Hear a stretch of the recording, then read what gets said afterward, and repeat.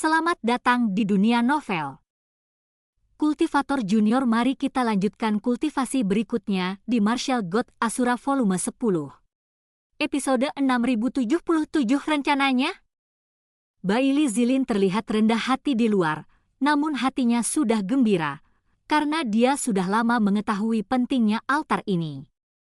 Tiba-tiba, semua tembakan besar di sekitarnya berdiri, dan mata mereka tertuju ke arah datangnya.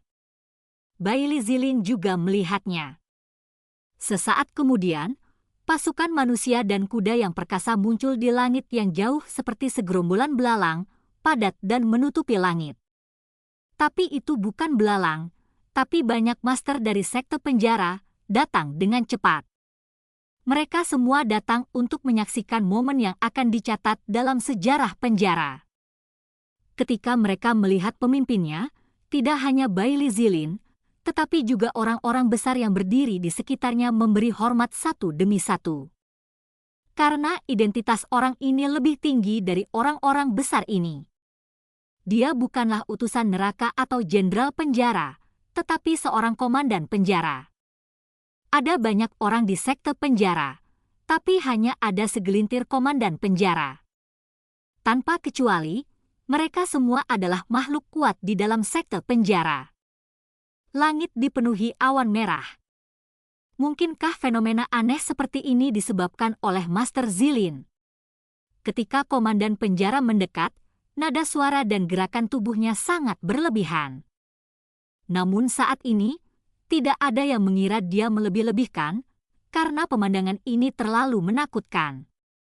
Mereka juga sangat terkejut. Melapor kepada Master Qianzhou, inilah penglihatan yang disebabkan oleh Master Zilin. Sebelum Bailey Zilin dapat berbicara, orang-orang yang datang ke sini terlebih dahulu berbicara.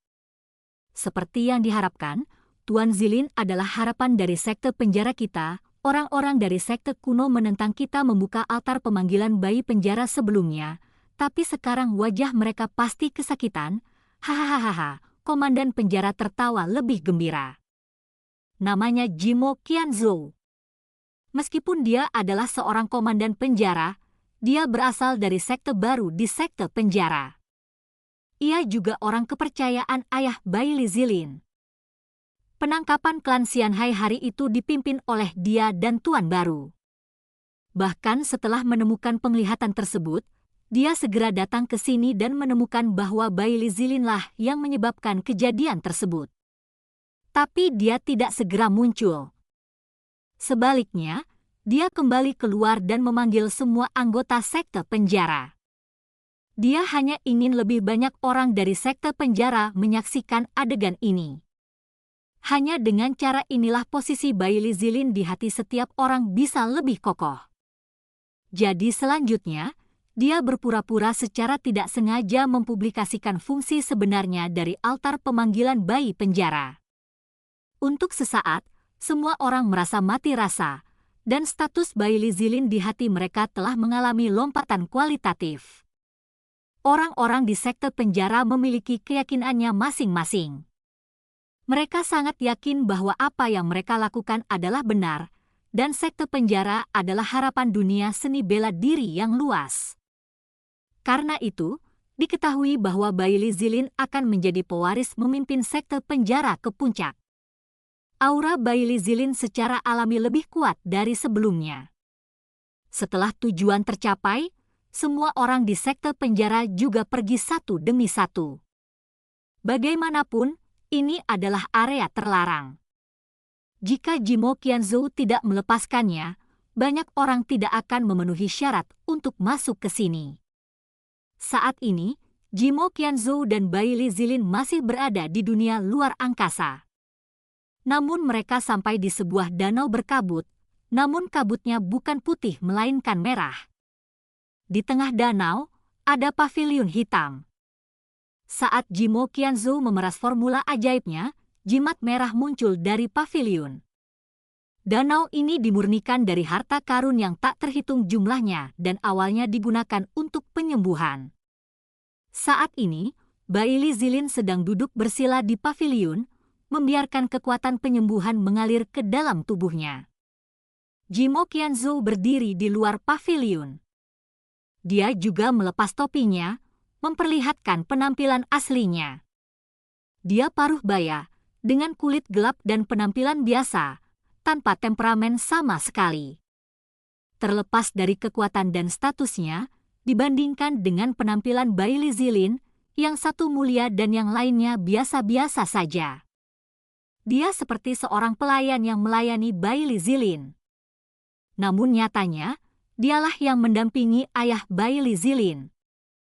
Karena dia mengetahui tingkat identitas ini, Bailey Zilin tidak memerlukan penyamaran apapun saat hanya mereka berdua.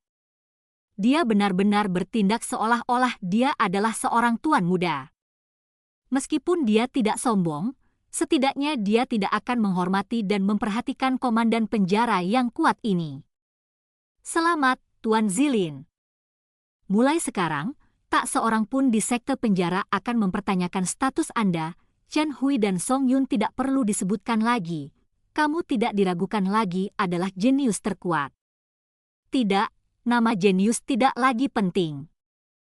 Kamu adalah masa depan sekte penjara. Jimo Qianzhou memandang Bailey Zilin, matanya masih sangat panas. Meski awalnya adalah orang kepercayaan ayah Bailey Zilin, ia juga memiliki keyakinan. Jadi saat ini, pandangannya terhadap Bailey Zilin juga sedikit berubah.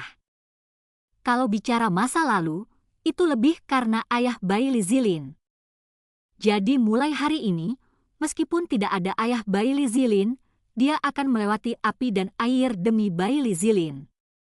Tidak ada yang akan mempertanyakan sekte baru kita, tapi bagaimana dengan orang-orang dari sekte kuno, dan mereka yang tidak pernah muncul? Bailey Zilin bertanya. Sebagai pemimpin tertinggi sekte penjara, mereka semua tahu arti panggilan bayi penjara ke altar. Orang-orang dewasa itu pasti akan mendukung kita, jadi tidak masuk akal bagi orang-orang dari sekte kuno apakah mereka ingin melatih Chen Hui dan Song Yun, selama kita mendapat dukungan dari orang dewasa itu. Sekte kuno tidak punya pilihan selain menurutinya, dipaksa untuk patuh bukanlah hal yang kuinginkan. Ayahku berkorban begitu banyak untukku. Karena aku harus melakukan sesuatu, aku harus melakukan yang terbaik. Sekarang mereka tidak puas dengan saya. Hanya saja mereka masih ingin mendukung Chen Hui, jadi nama jenius masih sangat penting. Saya tidak hanya ingin mengalahkan Chen Hui itu. Saya juga ingin mengalahkan Chu Feng itu. Saya ingin menjadi jenius terkuat yang tak terbantahkan di dunia seni bela diri yang luas ini ketika saya masih junior. Hanya dengan cara ini, ketika saya menyatukan dunia seni bela diri yang luas di masa depan, perbuatan saya akan menjadi lebih legendaris, kata Bailey Zilin. Tuan Zilin, apa maksudmu? Jimo Qianzhou bertanya, dan dia menyadari ada sesuatu dalam kata-kata Bailey Zilin. Saya mendengar bahwa Jie Tianran dan para penguasa ras kuno terjebak di zaman para dewa dan tidak bisa keluar dalam waktu singkat, maka inilah saat terbaik bagiku untuk menjadi terkenal di seluruh dunia. Tuan Zilin, apakah Anda ingin tampil di mata dunia sebagai tuan muda dari sekte penjara? Jimo Qianzhou bertanya. Ya, aku akan mengalahkan Chen Hui terlebih dahulu secara internal.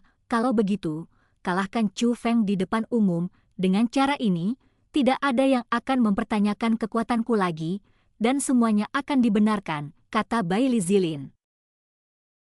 Dan cerita pun berakhir. Sampai jumpa di cerita berikutnya dari Martial God Asura di dunia novel.